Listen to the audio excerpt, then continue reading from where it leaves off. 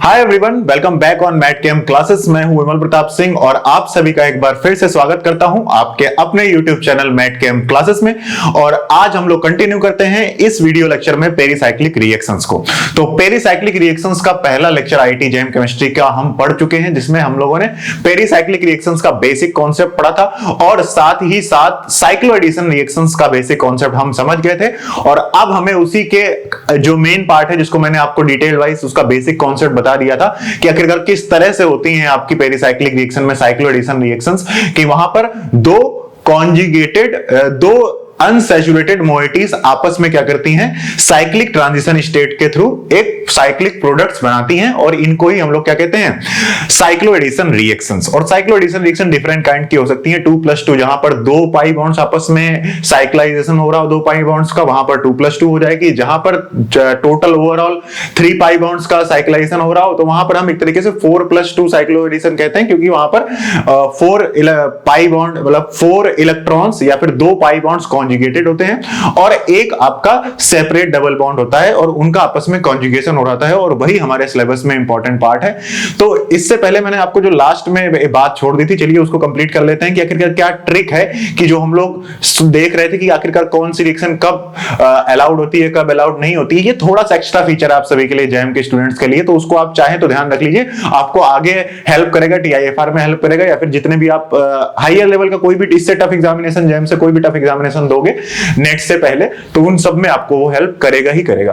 तो बेसिक जो उसका ओवरऑल जो ट्रिक थी वो क्या थी कि आपको सबसे पहले ये पता करना होता था कि जैसे अगर मैंने आपसे कहा कि ये एक 4 पाई सिस्टम है, ये आपका एक 4 पाई सिस्टम है और साथ में आपके पास एक ये 2 पाई सिस्टम है, और इनका आपको क्या कराना है, साइक्लो एडिशन रिएक्शन इनकी करानी है।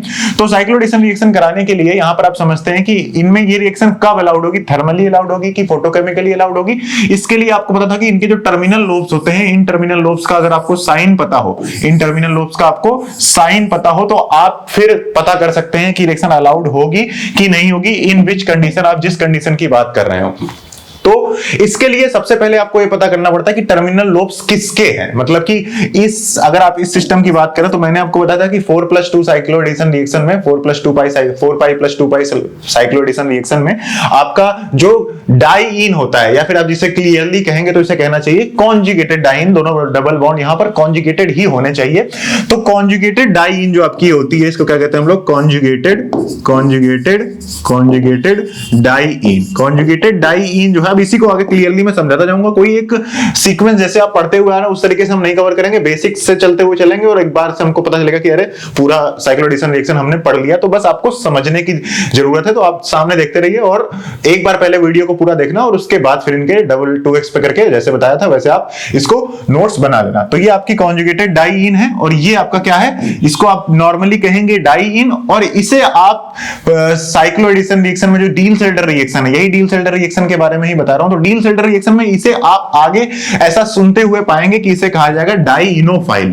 क्या बोला जाएगा, डाइईनोफाइल। डाइईनोफाइल का मतलब हो गया कि इसको जैसे इलेक्ट्रोफाइल को इलेक्ट्रॉन की कमी जरूरत होती है, इलेक्ट्रॉन लविंग इन नेचर, वैसे ही ये डाइईन के साथ रिएक्ट करती है, उससे इसके जुड़ने का नेचर होता है, तो इसलिए हम लोग इसे डाइईनोफाइल कहते हैं। और इसे डाइईन या फिर कॉन्जुगेटेड डाइईन आप इसे कह सकते हैं। इन दोनों सिनेरियो में आपको इन जनरल मैंने बताया था कि इन जनरल किसका होमो और किसका लूमो होता है रीजन के साथ। तो आप तुरंत वीडियो को पॉज करके कमेंट कर देना कि बिना कुछ करे वीडियो पॉज करना और नीचे कमेंट करना कि किसका होमो और किसका लोमो इन जनरल केस रिएक्ट करता है। ठीक है, अब मैं आपको बताता हूं। तो यहां पर हम लोग कॉन्जुगेटेड डाइईन का आपका यहां पर बेसिकली क्या है, आपका होमो रिएक्ट करता है और इसका लूमो, इसका क्या करता है, आपका लूमो रिएक्ट करता है। इतनी बात आपको क्लियरली पता चल गई है इन जनरल, क्योंकि गैप कम होता है इनके बीच में, और जितना गैप कम होता जाएगा होमो लूमो का, उतनी रिएक्शन क्या होती है, फास्टर होती है। इस बात को ध्यान रखिएगा, इससे क्वेश्चन आएगा आपका क्या, कि जितना गैप कम होगा होमो लूमो का, उतनी ही रिएक्शन क्या होगी, फास्टर होगी। क्योंकि गैप कम होगा तो आसानी से इलेक्ट्रॉन ट्रांसफर हो जाएंगे और आसानी से साइक्लाइजेशन हो जाएगा, ट्रांजिशन स्टेट इजीली बन जाएगी, और इजीली ट्रांजिशन स्टेट बनेगी, जितना इजीली ट्रांजिशन स्टेट बनेगी उतना जल्दी प्रोडक्ट्स आपके बन जाएंगे। तो ये बात आपको क्लियर है। तो अब आपको ये पता करना है कि इनके टर्मिनल लोब्स का साइन क्या है। तो टर्मिनल लोब्स का साइन पता करने के लिए आपने या फिर हमने जब देखा था लास्ट लेक्चर में, तो हमने एक चीज देखी थी कि आपका जो साई 1 था और जो साई 3 था, इन दोनों ही केस में, या फिर अगर मैं इसको और एक्सटेंड करके आप बनाना चाहोगे ना, जब साई 5 सिस्टम, मतलब ऐसा कोई सिस्टम जिसमें 5 आपके एमओ डायग्राम्स बने, तो वहां पर भी आप देखेंगे कि साई, ओवरऑल मैं कह देता हूं कि साई ऑड वाले केस में, जितने भी आप साई ऑड पढ़ेंगे, उन सारे केस में जो टर्मिनल लोब्स होते हैं, ध्यान रखिएगा, जो टर्मिनल लोब्स होते हैं, क्या होते हैं? Terminal lobes. क्या है आपके? Terminal lobes. इनके जो टर्मिनल लोब्स होते हैं, सारे सब, कोई भी केस, होमोलोमो से मतलब ही नहीं, जो टर्मिनल लोब्स होते हैं उनका साइन सेम होता है, सेम इन साइन होते हैं, सेम फेस कह सकते हैं आप, सेम फेस कह सकते हैं, या फिर इसे आप क्या कह सकते हैं? सेम साइन कह सकते हैं, कि सेम साइन होता है, प्लस प्लस माइनस माइनस।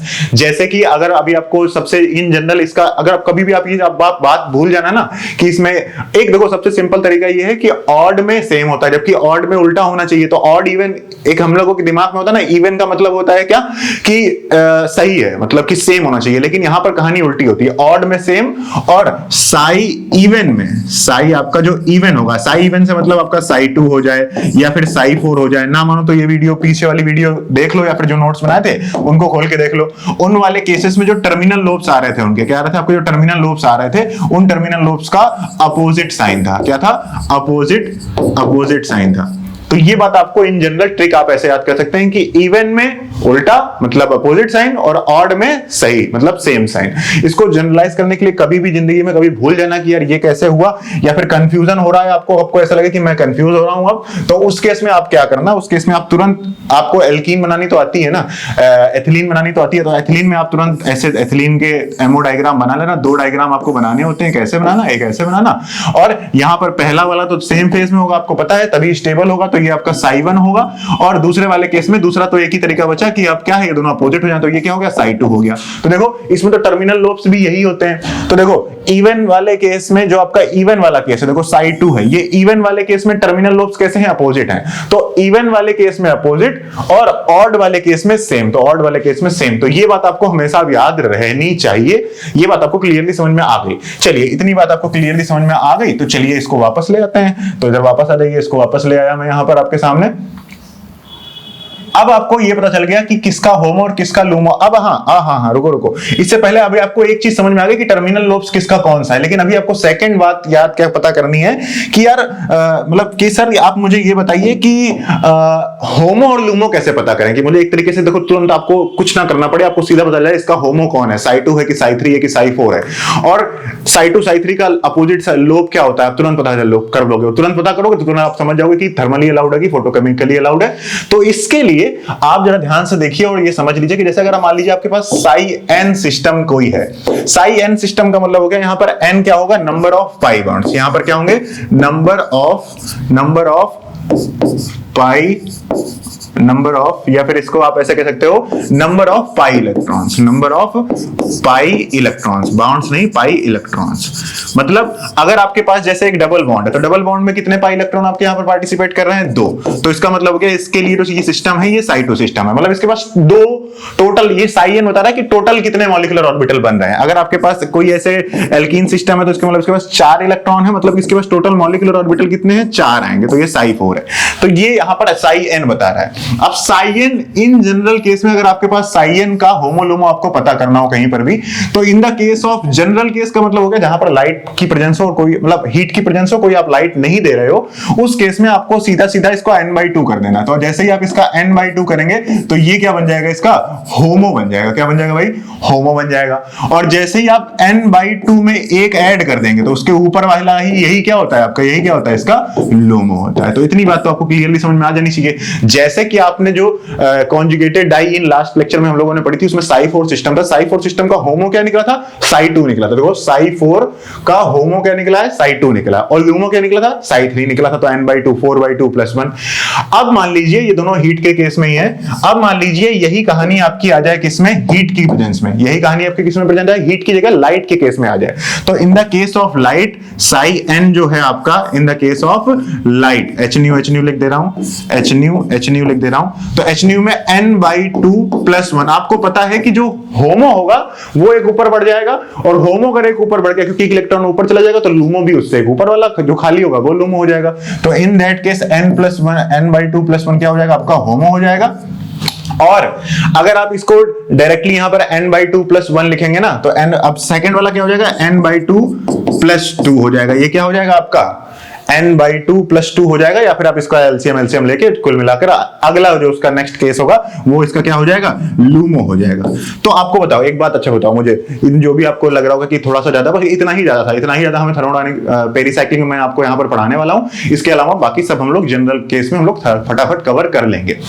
तो इतनी बात क्लियर समझ में आ गई कि किसका लूमो किसका होमो कौन कब होगा। इस बात को एक बार फिर से देख लो, समझ लो, कोई दिक्कत नहीं है। लास्ट लेक्चर में अच्छे से समझाया था मैंने आपको। यहाँ पर आप लोब्स भी समझ गए हो, होमो निकालना डायरेक्टली समझ गए, लूमो निकालना डायरेक्टली समझ गए, कौन सा होमो कब रिएक्ट करता है ये भी समझ गए। तो आप किसी भी रिएक्शन का साइक्लोएडिशन रिएक्शन की कौन सी कब अलाउड होती है आप डायरेक्टली बता सकते हो। तो अब चलिए इसको हम लोग थोड़ा सा वापस लेकर आते हैं, जिसके बारे में हम लोगों ने जहां से कहानी को शुरू किया था। ये आपके पास आ गया सिस्टम। अब देखिए सिस्टम को मैंने आपको बताता हूं कि अब आपने जो सीखा है उस सीखे को आप कैसे अप्लाई करेंगे। यहां पर आप क्या कर रहे हैं, अब देखिए ये सिस्टम कैसा है, ये एक साई4 सिस्टम है। ये क्या है, साई4 सिस्टम है, 4 पाई इलेक्ट्रॉन है। साई4 सिस्टम का होमो क्या होगा, साई2 होगा। तो साई2 होगा ना होमो, इसी का होमो रिएक्ट कराना तो साई2 का मतलब हो गया उसके अपोजिट लोब्स होंगे। लोब्स का साइन कैसा होगा, अपोजिट होगा। तो कर दीजिए अपोजिट, यहां पर प्लस माइनस और यहां पर प्लस माइनस, अपोजिट लोब्स कर दिए। ये वाला सिस्टम देखा आपने, ये साई2 सिस्टम है, मतलब 2 इसके मॉलिक्यूलर ऑर्बिटल्स होंगे। तो यहां पर आप क्या समझ गए कि यहां पर इस वाले केस में आपके पास जो इसका होमो तो पता नहीं करना, इसका लूमो पता करना। तो लूमो के लिए n/2+1, सीधा 2 इवन नंबर ही है ना, तो n/2+1। और ये रिएक्शन आप करा किसमें रहे, ध्यान रखिए, इस रिएक्शन को हम पहले पता कर रहे हैं कि थर्मली रिएक्शन कराई जा रही है। आपसे पूछा जा रहा है कि थर्मली होगी कि नहीं होगी। ये डायरेक्टली ट्रिक बता रहा हूं कि कौन सी रिएक्शन कब अलाउड होगी। आपको कंडीशन दी होगी अलाउड है कि नहीं है, सिर्फ आपको ये बताना होता है। तो इस केस में आप समझ गए कि यार साई2 मतलब इसका साई2 है, तो साई2 इवन नंबर है, मतलब फेज कैसे होंगे, अपोजिट होंगे आपके। तो यहां पर आपके पास बेसिकली क्या है, साई2 आपका देखिए, साई2 क्या होगा आपका, अपोजिट फेज होगा। हाँ, इसका भी साई2 और इसका भी साई2, ठीक है। तो यहां पर इसका केस आ गया प्लस और यहां पर आ गया इसका माइनस, ठीक है। तो अब आप इसको मैंने इधर प्लस लिख दिया, अब मैं इधर चाहूं तो इसको इधर माइनस लिख देता हूं, क्योंकि ये बॉन्ड डबल बॉन्ड ऐसे शिफ्ट भी तो हो सकता है ना, ठीक है। तो इसलिए आपको समझ में आ जाएगा, यहां पर इसको माइनस प्लस कर दिया और यहां पर इसको प्लस माइनस कर दिया। अब देखिए ये ऐसे ऊपर है, ये वाली जो डाई इन होगी, जब भी हमेशा समझना, जब भी साइक्लोएडिशन रिएक्शन होगी इसी से रेडियो सेलेक्टिविटी और स्टीरियो सेलेक्टिविटी समझोगे। जब भी आपकी डाई इन है तो एक तरीके से समझो कि डाई इन ऐसे आ रही है आपकी, और आपकी डाइनोफाइल है वो ऐसे आ रहा है। तो इनके जो p ऑर्बिटल्स है ना, इनके बीच में ऐसे, तो ये ऐसे p ऑर्बिटल आपस में इंटरेक्ट करेंगे और ये बॉन्ड बनेगा। अब ये बॉन्ड में आपको कई बार, ये बस इतना अभी समझ लो, इसके बाद स्टीरियो जब इसकी समझाऊंगा तो आप समझ जाओगे। अभी आपको बस इतना समझना है कि इस तरीके से नीचे से आपका डाइनोफाइल आ रहा है और ऊपर से आ रही है आपकी डाई इन, और यहां पर इस तरीके से पाई बॉन्ड बन रहा है। बस इतनी बात समझ में आ गई ना, बस इतना ही समझना। तो यहां पर कुल मिलाकर इन दोनों का आपस में इंटरेक्शन हुआ, इन दोनों का आपस में इंटरेक्शन हुआ, इसका मतलब ये थर्मली अलाउड हो गई। तो अब ऐसे किसी को भी आप कैसे भी चाहें तो पता कर सकते हैं कि कौन सी थर्मली अलाउड है, कौन सी थर्मली अलाउड नहीं है। बाकी हालांकि आपको इसकी जरूरत पड़ेगी नहीं, 2 ही कंडीशन है, दोनों कंडीशन आप इतना ज्यादा मैंने इसको एक्सप्लेन कर दिया कि आपको याद ही हो गया है। तो इसलिए कई बार हमें कॉन्सेप्ट्स को थोड़ा सा बड़ा करके समझना पड़ता है, ताकि हम ज्यादा कॉन्सेप्ट अच्छे से पढ़ लो तो वो चीजें याद ही हो जाती हैं, और याद होना बहुत जरूरी है। तो आप ये बात समझ गए कि क्या कब अलाउड था, यही ट्रिक थी जो मैं लास्ट लेक्चर में आपको छोड़ी थी बोल के। अब चलिए बात करते हैं, अपन सीधा आ जाते हैं अपने मेन फोकस में, क्या, डील-सेल्डर रिएक्शन। तो हेडिंग है अपनी क्या, डील-सेल्डर रिएक्शंस। तो डील-सेल्डर रिएक्शंस के बारे में सब कुछ तो समझ ही गए हैं, बस उसके बारे में अब जो छोटी मोटी बातें बची हैं वो और पढ़ लेते हैं। तो डील-सेल्डर रिएक्शंस, तो डील-सेल्डर रिएक्शंस आप समझ गए, इट इज डील-सेल्डर रिएक्शन क्या है, 4 pi plus 2 pi cycloaddition reaction, cycloaddition reaction which is thermally allowed, which is thermally allowed, ठीक है। थर्मली अलाउड होती है, ये साइक्लोएडिशन रिएक्शन होती है, 4 + 2 पाई साइक्लो सिस्टम होता है, और इसमें जो आपका साइक्लिक ट्रांजिशन स्टेट बनती है 6 मेंबर्ड साइक्लिक ट्रांजिशन स्टेट, ऐसे आप लिख सकते हैं 6 मेंबर्ड साइक्लिक ट्रांजिशन स्टेट यहां पर बनती है। और ये साइक्लिक ट्रांजिशन स्टेट जो होती है ये एक तरीके से एरोमेटिक इन नेचर आप इसे कह सकते हैं, ठीक है। एरोमेटिक नेचर की होती है, एरोमेटिक बिल्कुल एरोमेटिक नहीं होती है, एरोमेटिक नेचर की होती है, एरोमेटिक नेचर की होती है। मैं ऐसा क्यों कह रहा हूं कि एरोमेटिक नेचर की होती है, क्योंकि यहां पर जो electrons, number of electrons participate करते हैं ना इस 6 मेंबर्ड में, यहां पर जो आपके पास 6 मेंबर्ड बनती है इस तरीके से, जो इसकी ट्रांजिशन स्टेट बनती है, ये जो ट्रांजिशन स्टेट बनती है, देखिए जरा ध्यान से, ये जो ट्रांजिशन स्टेट बन रही है इस तरीके की ट्रांजिशन स्टेट बनती है कि नहीं बनती है? बोलो भाई, बनती है ना इस तरीके की ट्रांजिशन स्टेट। तो इसका मतलब हो गया, देखो यहां पर 2 पाई इलेक्ट्रॉन यहां थे, 2 पाई इलेक्ट्रॉन यहां थे और 2 पाई इलेक्ट्रॉन यहां थे। Total number of pi electrons कितने यहां पर कॉन्जुगेट कर रहे हैं इस सिस्टम में, साइक्लिक ट्रांजिशन स्टेट में? 6। तो 6 अगर पाई इलेक्ट्रॉन कॉन्जुगेशन में हो तो वो एरोमेटिसिटी शो करता है कि नहीं करता है? इस वजह से भी इसकी ट्रांजिशन स्टेट स्टेबल होने की वजह से भी ये रिएक्शन काफी ज्यादा फेवरेबल होती है और काफी ज्यादा मतलब इनकी ये रिएक्शंस काफी ज्यादा होती हुई हमें दिखती हैं ऑर्गेनिक रिएक्शंस में। ठीक है, तो ये थी आपकी साइक्लोएडिशन रिएक्शन। अब साइक्लोएडिशन रिएक्शन में आपको 2 कैटेगरी हैं जो आपको क्लियरली समझनी है। सबसे पहली कैटेगरी आपकी क्या है कि मतलब जो रिएक्टेंट की कैटेगरी है, इनके जो रिएक्टेंट्स हैं, इनके जो रिएक्टेंट हैं, इन रिएक्टेंट्स की 2 बेसिक मेजर कैटेगरीज हैं जिनके नाम मैंने अभी आपको बताई दी हैं। वो नाम आप पहले भी समझ गए होंगे। एक क्या है आपका डाइईन, एक क्या है आपका डाइईन, और दूसरा क्या है आपका डाइनोफाइल। दूसरा क्या है आपका, चलिए इसको मैं थोड़ा सा छोटा कर देता हूं, ये ऊपर लिख दिया है, और 1 मिनट जरा रुकिए। हाँ, ओ सॉरी, 1 मिनट बस रुको, यहां पर क्या कर दिया। हाँ चलिए, अब आपके पास यहां पर 2 कैटेगरीज हैं, ठीक है, रिएक्टेंट की। एक है आपके पास क्या, डाइईन है, और दूसरी क्या है आपकी डाइनोफाइल। डाइनोफाइल बस समझते रहना ध्यान से, कुछ ही समझने और याद करने की जरूरत नहीं है। जैम के लिए पेरिसाइक्लिक रिएक्शन बस आपको मेरी बातें सुननी है और वो सुनने से ही क्वेश्चंस हो जाएंगे, उसकी चिंता मत करना। ठीक है, डाइन हो गई आपकी। तो ये डाइईन आपके पास जो आई, कहां गई ये डाइईन? डाइईन का मतलब आप समझ गए कि डाइईन आपके पास बेसिकली क्या है, ये आपकी डाइईन दे रखी है। ठीक है, और डाइनोफाइल क्या हो गया? डाइनोफाइल आपके पास एल्कीन हो गया, ये इस तरीके का डाइनोफाइल हो गया। अब इसमें नॉर्मल केसेस में ये रिएक्शंस इतनी आसानी से नहीं होती है कि आपका एक डाइईन और डाइनोफाइल मिलाया और हीट थी तो ये दोनों रिएक्शन ऐसे हो जाए। अगर इन दोनों को आपस में नॉर्मली आप ऐड करने की कोशिश करोगे तो ये रिएक्शन मतलब इतनी आसानी से नहीं होगी, बहुत कम एक्सटेंट में होगी। अगर इसमें कुछ ना कुछ ऐसे फीचर्स ऐड कर दिए जाएं जिन्हें हम कहते हैं factors affecting the Diels Alder reaction, अगर ऐसे कुछ फीचर्स ऐड कर दिए जाएं इन दोनों के दोनों रिएक्टेंट्स में कि रिएक्शन अच्छे से करने लगे। अब रिएक्शन अच्छे से कब होगी? जब रिएक्टेंट और दोनों रिएक्टेंट हैं ये अच्छे से एक दूसरे से इंटरेक्ट करें। और ये दोनों अच्छे से इंटरेक्ट कैसे करेंगे? ये दोनों अच्छे से इंटरेक्ट करेंगे जब इनमें जो इलेक्ट्रॉन ट्रांसफर हो रहा है वो आसानी से हो जाए। अब इलेक्ट्रॉन ट्रांसफर आसानी से कैसे होगा? क्योंकि इनके होमो और लूमो आपस में इंटरेक्ट कर रहे हैं, तो होमो लूमो के बीच का गैप जितना कम कर दूंगा मैं, उतनी तेजी से इलेक्ट्रॉन ट्रांसफर होगा, उतनी तेजी से उतनी आसानी से डील-सेल्डर रिएक्शंस हो जाती हैं। तो बस यही बेसिक कॉन्सेप्ट है आपका, क्या कि डील-सेल्डर रिएक्शन में आपको होमो लूमो का गैप कम करना है। तो आपको ये बात पता है कि किसका होमो किसका लूमो बनता है, ये आपको पता है। तो इसके लिए मैं फिर से एक बार स्ट्रक्चर बना दे रहा हूं। यहां पर 1 2 3 और 4, और यहां पर ये 1 और ये आपका 2। ठीक है, ये आपका क्या है डाई, ये इधर लेफ्ट वाले का है, राइट वाला राइट वाले का है। यहां पर 1 2 3 4 और यहां पर 1 2, इस तरीके से आपका सिस्टम है। अब आपके पास जरा ध्यान से समझिएगा, यहां पर इन इलेक्ट्रॉन्स को, क्योंकि इसका होमो रिएक्ट करेगा, डाई इनका क्या करेगा, होमो रिएक्ट करेगा। इस होमो का इलेक्ट्रॉन जाना है कहां, इसके लूमो में। अब आपको मैं कहूं कि मुझे इन दोनों का एनर्जी गैप कम करना है। अब मैं इन दोनों के एनर्जी गैप को कम करना चाहता हूं। कैसे कम करूंगा भैया? इसकी एनर्जी को कैसे करके थोड़ा सा बढ़ा दूं और इसकी एनर्जी को कैसे भी करके थोड़ा सा कम कर दूं। अगर मैं ऐसा कर दे गया तो उस केस में मेरी रिएक्शन की रेट क्या हो जाएगी, एनहांस हो जाएगी। और अगर रिएक्टर एनहांस हो गई, इसी पर क्वेश्चन आते हैं, इसी पर बहुत सारी चीजें आती हैं। तो सबसे पहली बात आप समझ गए क्या, कि आपके पास डाई-इन सिस्टम के ऑर्बिटल्स की एनर्जी आपको क्या करनी है, इंक्रीज करनी है। इसकी जो ऑर्बिटल्स की जो एनर्जी है उसको इंक्रीज करनी है, और इनके ऑर्बिटल्स की एनर्जी को क्या करना है, डिक्रीज करना है। क्या करना है, डिक्रीज करना है। इसका मतलब समझ गए? आप बताओ, ऑर्बिटल्स, मॉलिक्यूलर ऑर्बिटल्स की एनर्जीज को या फिर किसी भी ऑर्बिटल की एनर्जी को इंक्रीज करना है, मतलब उसमें इलेक्ट्रॉन डोनेटिंग नेचर वाले कोई कंपाउंड्स ऐड कर दो, कोई ऐसा सिस्टम ऐड कर दो जो उसको इलेक्ट्रॉन देने लगे। भाई एक्स्ट्रा इलेक्ट्रॉन कहीं पर आएंगे, इंटर इलेक्ट्रॉनिक रिपल्सन होगा। ऑर्बिट न्यूक्लियस का कि जितना ज्यादा आपका क्योंकि ज्यादा इलेक्ट्रॉन आ गए किसी न्यूक्लियस के ऊपर, तो जितने ज्यादा इलेक्ट्रॉन आ गए या फिर काफी सारे न्यूक्लियस के ऊपर काफी ज्यादा इलेक्ट्रॉन आ गए, तो उनका जो होल्ड होता है इलेक्ट्रॉन पर उतना आसान नहीं रहेगा। मतलब इलेक्ट्रॉन आसानी से बाहर जा सकते हैं, आसानी से इलेक्ट्रॉन बाहर जा सकते हैं। इसका मतलब वो हाइयर इन एनर्जी में है, और अगर वो हाइयर इन एनर्जी में है तभी तो बाहर चले जा रहे हैं ना आसानी से। इसका मतलब होगा कि उनकी जिन ऑर्बिटल्स में है उन ऑर्बिटल्स की एनर्जी भी क्या है, ज्यादा है। तो इलेक्ट्रॉन डोनेटिंग अगर आपने नेचर ऐड कर दिया तो उस केस का मतलब हो गया कि वहां पर आपके जो इलेक्ट्रॉन्स जो होंगे ऑर्बिटल्स होंगे उनकी एनर्जी क्या हो जाएगी, इंक्रीज हो जाएगी। इसलिए कोई भी डाई इन जिसमें कहीं पर भी, या तो यहां देखो इनमें दो ही सिचुएशन है जहां पर इलेक्ट्रॉन डोनेटिंग ग्रुप लगा सकते हैं, या तो ये पोजीशन या तो ये पोजीशन या तो इन दोनों पर, और फिर तो सब जगह भी लगा सकते हो। तो यहां पर अगर इलेक्ट्रॉन डोनेटिंग ग्रुप लगाया, अगर यहां पर इलेक्ट्रॉन डोनेटिंग ग्रुप लगाया, अगर यहां पर मैंने इस वाली जो डाई इन है, अगर मैंने इस पर यहां पर इलेक्ट्रॉन विड्रॉइंग ग्रुप लगाया, तो in such cases the rate of these Diels-Alder reaction will be increased. The rate of Diels-Alder reaction will be increased. इस पर क्वेश्चन आपके आते रहते हैं। अब आप इस क्वेश्चन को कॉन्सेप्ट को समझ गए। अब आपके सामने मैंने कह दिया कि in which of the following reaction, यहां पर आप ऐसे लिख सकते हैं in which of the following reaction, या फिर ऐसे कर सकता हूं which of the डायनोफाइल, या फिर ऐसे ही नॉर्मली कह देता हूं मैं। चलो इतनी अंग्रेजी में नहीं पढ़ते हैं अपन।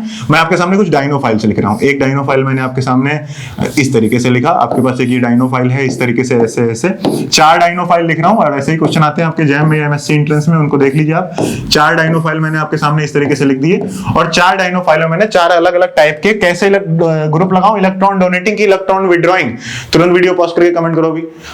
तो यहां पर हमें लगाना इलेक्ट्रॉन डोनेटिंग ग्रुप। तो यहां पर मान लीजिए मैंने इसी पोजीशन पर हम सब्स्टिट्यूशन कर रहे हैं, तो यहां पर मैंने लगा दिया OMe ग्रुप, ठीक है। यहां पर लगा दिया मैंने NH2 ग्रुप, यहां पर लगा दिया मैंने CH3 ग्रुप, और इस वाले केस में कुछ नहीं लगाया। तो ये हो गया आपका अपना A हो गया, B हो गया, C हो गया और D हो गया। आपके पास ऐसे क्वेश्चन आएगा कि arrange these following dance in the increasing order of their Diels-Alder reaction. अगर इनको Diels-Alder रिएक्शन में कराएं तो इनका इंक्रीजिंग ऑर्डर क्या होगा, रिएक्टिविटी का इंक्रीजिंग ऑर्डर का मतलब हो गया कि सबसे पहले उसको रखना पड़ेगा जिसकी रिएक्टिविटी सबसे कम होगी। मतलब इन सब में इलेक्ट्रॉन डोनेटिंग ग्रुप्स तो हैं। अगर इन सब में इलेक्ट्रॉन डोनेटिंग ग्रुप्स हैं, इसका मतलब होगा कि इलेक्ट्रॉन डोनेटिंग ग्रुप सब में है। इसका मतलब है कि जिसमें नहीं है तो वो सबसे कम, या इसकी रिएक्टिविटी सबसे कम होगी, वो सबसे देर में, या फिर वो इतनी आसानी से Diels-Alder रिएक्शन नहीं देगा, मतलब सबसे स्लो देगा ये। तो मतलब डी हो गया सबसे slow.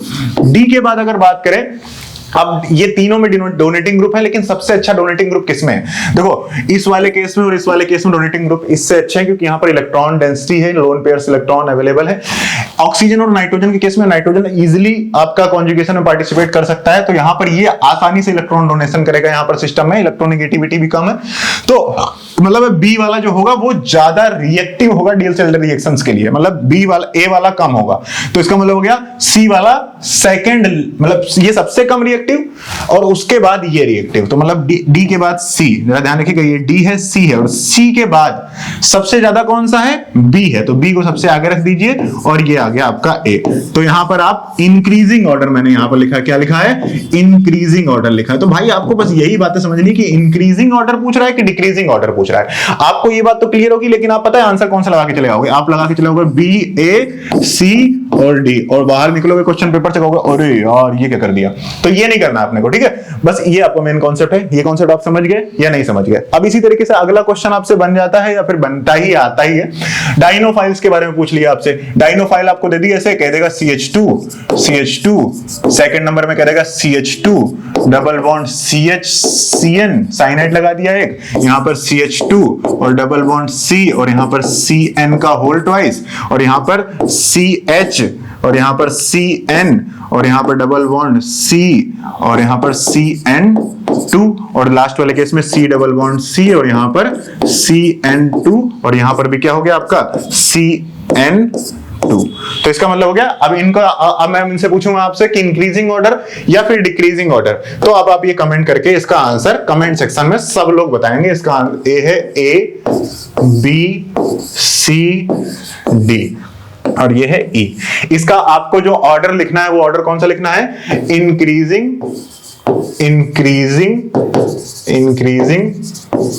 Order of reactivity towards Diels-Alder reaction, ठीक है।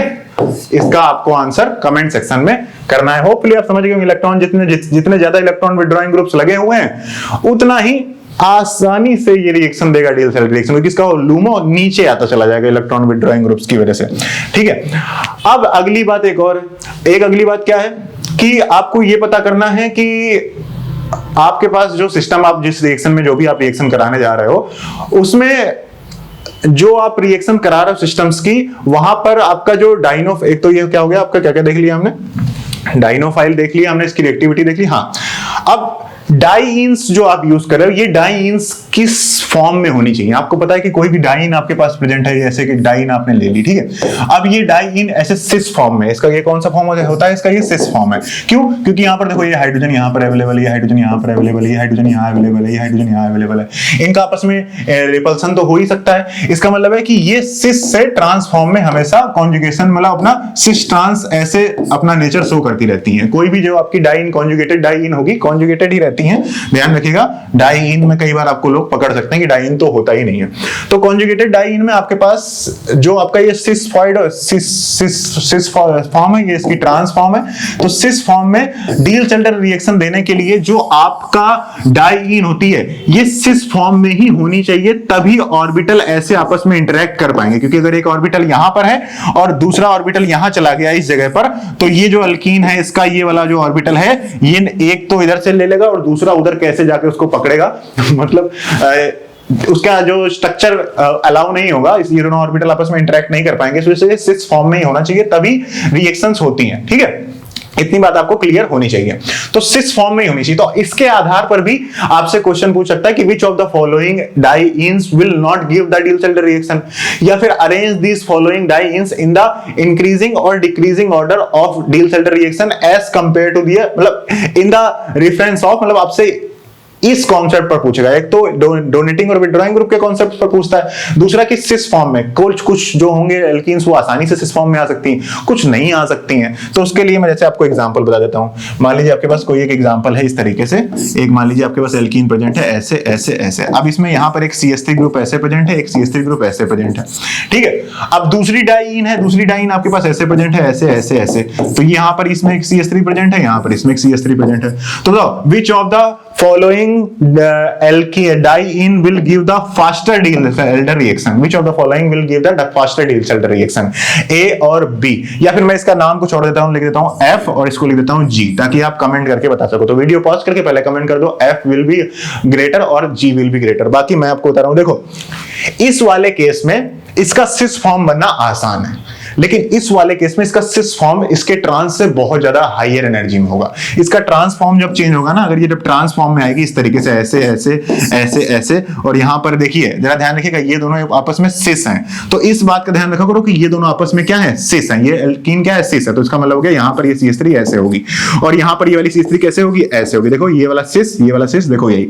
तो ये जो ट्रांस आइसोमर होगा ना इसका, ये बहुत ज्यादा स्टेबल होगा। इससे इसको सिस में आने में बहुत ज्यादा एनर्जी चाहिए होगी, इसलिए सिस फॉर्म में रहेगा ही नहीं। और सिस फॉर्म में रहेगा नहीं, इसलिए ये डील-सेल्डर रिएक्शन देने के लिए उतना सक्षम नहीं होगा as compare to this one, because in that case the cis form is more easily attainable. इसे आसानी से हम लोग अटेन कर सकते हैं, ठीक है। अटेनेबल पता नहीं इंग्लिश में होता भी है वर्ड कि नहीं होता, लेकिन इसे आसानी से कर सकते हैं, अटेन किया जा सकता है। तो इसलिए ये आसानी से रिएक्शंस को देगा। आई बात इतनी समझ में आपको क्लियर? तो this will give the better Diels Alder reaction. तो in that concept questions are also have been asked in your question paper. चलिए इस पर कुछ एक दो क्वेश्चंस हैं, उनको मैं फटाफट आपके सामने लिख देता हूं और उनको डिस्कस कर लेते हैं। अब जैसे देख लीजिए, ये क्वेश्चन आपके सामने दे रखा है कि which of the following will give the Diels Alder reaction. ये आपके पास डाइन्स बहुत सारी दे रखी हैं और इन डाइन्स में कौन सी डाइन्स हैं जो आपकी डील-सेल्डर रिएक्शन देंगे। तो आपको यही देखना है कि कौन सी सिस फॉर्म में है या फिर कैसे भी आ सकती है। मतलब आपको जब कंपेयर करने की बात करें तो कंपेयर करने वाले केस में आप ये कहना कि इनमें से कौन अच्छा देगा। इन दोनों में से आपने दे दोनों सकती हैं और कौन अच्छा देगा, इस सवाल का अंतर आप समझिएगा। ऐसा मत समझिएगा कि यहां पर अगर आपके पास कोई ऐसी ट्रांस एल्कीन दे रखी है जो सिस फॉर्म में आ सकती है, लेकिन आप सोचेंगे ये तो ट्रांस में ज्यादा स्टेबल है इसलिए नहीं देगी। तो ऐसा नहीं, आ सकती है तो दे सकती है।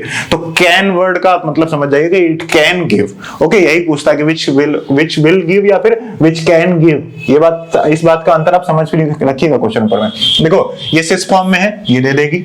ये ट्रांस में है और ये किसी भी तरीके से सिस में नहीं आ सकती, तो ये नहीं दे पाएगी। ये दोनों एक दूसरे ट्रांस में है, ये किसी तरीके से सिस में नहीं आ सकता, तो ये नहीं देगी। इस वाले में ये तो परमानेंटली सिस में है, ये आसानी से दे देगी। ये वाले भी आसानी से दे देंगे। इस वाले केस में भी दोनों आसानी से दे देंगे, इस वाले केस में भी आसानी से दे देंगे। ये दोनों सिस में है, दे देंगे। ये ट्रांस में है, ये नहीं दे पाएगी। तो इस तरीके के क्वेश्चंस आपके क्वेश्चन पेपर में आते हैं और ऐसे क्वेश्चंस आपका आसानी से कर देंगे। अब इसके बाद एक और क्वेश्चन बन सकता है। यहां पर क्वेश्चन क्या बन सकता है कि आपके पास different kind of Diels Alder reaction दे रखी है। मान लो 3 डील-सेल्टर, ये वाला जो क्वेश्चन था आपका ऐसे, ये न्यूमेरिकल आंसर टाइप में क्वेश्चंस आपके ऐसे आते हैं, ठीक है। अगला जो क्वेश्चन है आपका मल्टीपल सेलेक्टिव में आ सकता है, या फिर आपका कहीं जैसे भी आप चाहें घुमा फिरा के, आपका कॉन्सेप्ट आपको पता होना चाहिए, नहीं तो एमएसक्यू तो कभी सही होता ही नहीं है, ठीक है। अगर आपके कॉन्सेप्ट क्लियर नहीं होंगे, इस बात को आप ध्यान रखिएगा। तो अगला क्वेश्चन कैसे पूछ सकता है, मान लो आपके पास एक सिस्टम ऐसे डाई दे रखी है ऐसे, जरा आप मेन कॉन्सेप्ट समझ लो, फिर हम लोग इसको असाइनमेंट में जब सॉल्व करेंगे मेन क्वेश्चंस के साथ। मान लो जो यहाँ पर आपके पास एक सिस्टम दे रखा है, इसमें क्या रखा है, इलेक्ट्रॉन डोनेटिंग ग्रुप लगा रखा है, और दूसरा एक सिस्टम है इस तरीके से, यहाँ पर इसमें एक इलेक्ट्रॉन विथड्रॉइंग ग्रुप लगा रखा है। अब इसमें एक इलेक्ट्रॉन डोनेटिंग ग्रुप है, इसमें एक इलेक्ट्रॉन विथड्रॉइंग ग्रुप है, इन दोनों के आपस में रिएक्शन होगी, और इसके अलावा तुमको कोई दूसरी भी डील-सेल्टर रिएक्शन साथ में दे रहा है, जिसमें नॉर्मली किसी में दूसरी डील-सेल्टर रिएक्शन है, इसमें इलेक्ट्रॉन डोनेटिंग ग्रुप यहाँ लगा है, लेकिन इसमें किसी भी तरीके का इलेक्ट्रॉन विथड्रॉइंग ग्रुप नहीं लगा है, दूसरा ये दे रखा है। तीसरी रिएक्शन ऐसे दे रखी है कि मान लो ऐसे आपके पास ये एक सिस्टम बना हुआ है, साथ में ये सिस्टम बना हुआ है, इसमें इलेक्ट्रॉन विथड्रॉइंग ग्रुप लगा हुआ है, लेकिन इसमें इलेक्ट्रॉन डोनेटिंग नहीं लगा है। तो इन तीनों में से सबसे फास्ट जो डील-सेल्टर रिएक्शन होगी वो ये होगी, ठीक है। सो this will be the faster deal-shelter reaction. उसके बाद इन दोनों के कंपैरिजन आपसे नहीं पूछेगा, आपसे फास्टेस्ट पूछेगा। ऐसा मत समझना कि अरेंज करने को पूछ लेगा, क्योंकि आपको अरेंज करने के लिए जो सीक्वेंस चाहिए वहां पर, यहां पर CH3 ग्रुप यहां पर लगा हुआ है, यहां पर NO2 ग्रुप कौन सा लगा हुआ है, तो या तो सेम सब्स्टिट्यूएंट्स हैं, या तो आपका जो इलेक्ट्रॉन डोनेटिंग और इलेक्ट्रॉन विथड्रॉइंग ग्रुप है इनमें बहुत बड़ा मेजर डिफरेंस है। मतलब यहां पर जो इलेक्ट्रॉन डोनेटिंग ग्रुप है वो बहुत अच्छा है as compare to this electron withdrawing group. Electron withdrawing की जगह मान लो बहुत वीक इलेक्ट्रॉन विथड्रॉइंग ग्रुप, कोई आयोडीन लगा दिया मान लो, और यहां पर बढ़िया NH2 लगा रखा है, तो फिर उस केस में सिंपल सी बात है कि यहां पर फास्ट होगी as compare to that one. तो ये बात है, इसको आप इतना फंस जाओगे कि उसको इसलिए ऐसे पूछा नहीं जाता है कभी क्वेश्चन। कोई क्वेश्चन पेपर आपका आता है तो लॉजिकल क्वेश्चन पेपर आपके आते हैं, क्वेश्चंस में ऐसे क्वेश्चंस आते हैं आपके क्वेश्चन पेपर में। तो ये तो बात हो गई आपकी ऐसी। अब इसके बाद अगले जो 2 सवाल हैं वो आपको समझने हैं, उन्हीं दोनों सवालों को हम लोग अगले लेक्चर में कंप्लीट करेंगे, लेकिन उन्हीं दोनों सवालों के जवाब और हिंट मैं अभी देकर आपको जाता हूं, और उस हिंट को आप कैचअप करके रखना अगले लेक्चर की स्टार्टिंग में। पहली बात यह है कि आपको रेजियो सिलेक्टिविटी समझनी पड़ेगी। क्या रेजियो सिलेक्टिविटी? रेजियो सेलेक्टिव रिएक्शंस होती हैं। रेजियो सेलेक्टिविटी आपको पता होनी चाहिए। रेजियो सेलेक्टिविटी का मतलब होता है कि ये रिएक्शंस एक पर्टिकुलर रीजन पर ही रिएक्ट करेंगी। मतलब अगर मान लो आपके पास एक ऐसा इलेक्ट्रॉन डोनेटिंग ग्रुप है, ये इस तरीके से ऐसे ऐसे, अभी इनमें स्टीरियो नहीं बता रहा हूं, सिर्फ रेजियो का बता रहा हूं। यहां पर मान लीजिए आपके पास NH2 ग्रुप लगा हुआ है, ठीक है, और यहां पर इस जगह आपका एक लगा हुआ है COOET ग्रुप लगा हुआ है। वहीं दूसरे केस में यहां पर मैं क्या कर रहा हूं, इस जगह पर मैंने यहां पर ऐसे बनाकर यहां पर इसमें NH2 ग्रुप लगा दिया, ठीक है, जरा ध्यान समझना। और यहां पर मैंने इस जगह NH2 ग्रुप की जगह मैंने NH2 ग्रुप को कहां लगा दिया, यहां लगा दिया, NH2 ग्रुप लगा दिया, ठीक है। और यहां पर आपका इस तरीके से COET ग्रुप लगा हुआ है, या फिर इसको ओपन करके लिख लो तो आप ऐसे डबल बॉन्ड O और OET।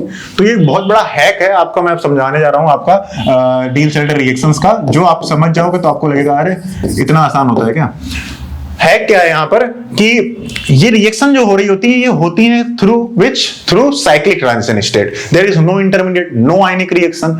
We can not define the ionic reaction mechanism of these reactions, but we can understand through the ionic mechanism. We can understand the regioselectivity of Diels-Alder reaction through ionic reactions, because यहां पर overall काम तो electron density का ही है। तो electron density कहीं ना कहीं मूव उस तरीके से ही होती है जिस तरीके से इलेक्ट्रॉन फ्लो आयनिक रिएक्शन में हो सकेगा, उसी तरीके से इसका फ्लो होता है और उसी फ्लो में रिएक्शन होगी।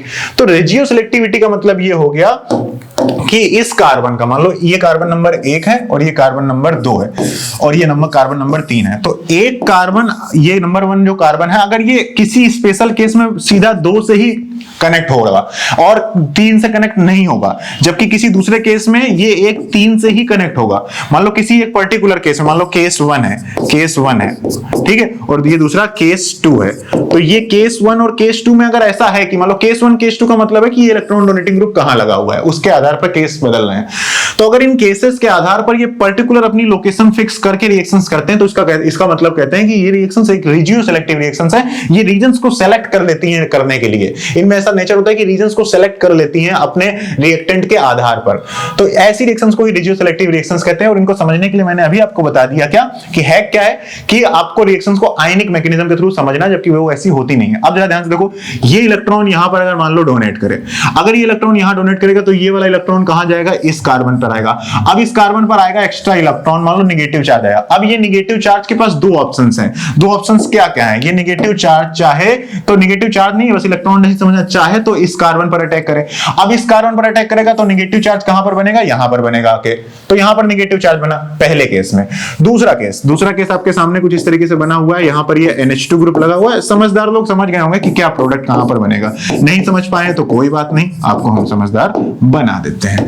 यहां पर आपके पास बेसिकली क्या है, यहां पर ये NH2 ने ऐसे अटैक किया नीचे की तरफ, ये बॉन्ड ऐसे ब्रेक हुआ और ये अब यहां पर अटैक करे तीसरे नंबर कार्बन पर। देखो क्या होगा, ये वाला बॉन्ड यहां शिफ्ट होगा। अब जिन लोगों को ना समझ में आता हो ना ये भी कि ये शिफ्ट कैसे होता है बॉन्ड, तो समझा करो कि ये वाला बॉन्ड यहां ब्रेक हुआ, यहां नेगेटिव चार्ज आया, नेगेटिव चार्ज ने यहां पर अटैक किया तो ये बॉन्ड यहां बन गया और ये वाला बॉन्ड ऐसे ब्रेक हो गया तो और नेगेटिव चार्ज यहां पर चला गया। तो इस वाले केस में जो नेगेटिव चार्ज है वहां कहां पर जा रहा है, ऑक्सीजन पर जा रहा है। इस वाले केस में नेगेटिव चार्ज कहां पर जा रहा है, कार्बन पर जा रहा है। तो negative charge will be more stable in that case, so this will be the main stream reaction, the major product will go through this reaction mechanism. Actually this is not the reaction mechanism but the product will form like this. It means that एक कहां से select होगा, ये एक number किससे react करेगा, 3 से react करेगा। मतलब अगर इन दोनों की आपस में रिएक्शन कराएंगे तो जो प्रोडक्ट आपका बनेगा वो आपका प्रोडक्ट क्या बनेगा, इन दोनों को मिलाने से जो आपका प्रोडक्ट बनेगा, इनसे जो बनाने से आपका प्रोडक्ट बनेगा वो एक 6 मेंबर्ड प्रोडक्ट बनेगा। और 6 मेंबर्ड प्रोडक्ट कुछ इस तरीके से बनेगा। ये वाला बॉन्ड शिफ्टिंग तो उसी तरीके से जैसे हो रही थी, ठीक है। बस ये वाला जो CO ग्रुप है ये पलट जाएगा क्योंकि इसका अटैक इसमें हो रहा है, तो इसका मतलब इसको पलट के लिखना पड़ेगा। मतलब यहां पर आपका COOET ग्रुप यहां पर आ जाएगा और यहां पर आपका क्या आएगा, NH2 ग्रुप आएगा और डबल बॉन्ड आपका यहां पर आ जाएगा। तो ये होगा आपका प्रोडक्ट, मेजर प्रोडक्ट, ठीक है। तो ये होगा आपका मेजर प्रोडक्ट। अब आपको समझना है कि ये कैसे होगा, इसका प्रोडक्ट क्या होगा, ये आपको समझना है। जिन जिन लोगों को समझ में आ जाए आप इसको क्या कर देना, नीचे कमेंट सेक्शन में कमेंट करके बताना। और इसके बाद इसी का एक बहुत ही इजी ट्रिक, बिल्कुल सिंपल, कुछ सोचना ही समझना नहीं पड़ेगा, इतना भी नहीं सोचना पड़ेगा। मतलब पहले तो थोड़ा बहुत मैं और आसान कर रहा हूं, इसको और आसानी से, इसकी एक और मेजर हैक है इसका, वो हैक क्या है वो मैं बताऊंगा आपको नेक्स्ट लेक्चर में। नेक्स्ट लेक्चर के स्टे ट्यून्ड रहिए और नेक्स्ट लेक्चर में हम लोग बात करेंगे stereo selectivity and each and every kind of Diels-Alder reaction. So hope you like this video. Do like this video and subscribe the channel of YouTube of MATCAM classes. And video को share जरूर करिएगा अपने दोस्तों के साथ जो लोग GeM की प्रिपरेशन कर रहे हैं, ठीक है। प्रिपरेशन अपनी अच्छे से करिएगा आप लोग, और जो भी अपकमिंग इवेंट्स MATCAM के YouTube चैनल पर चल रहे हैं उनको आप एंगेज रहेंगे तो आपके लिए फायदेमंद रहेगा। Thank you so much.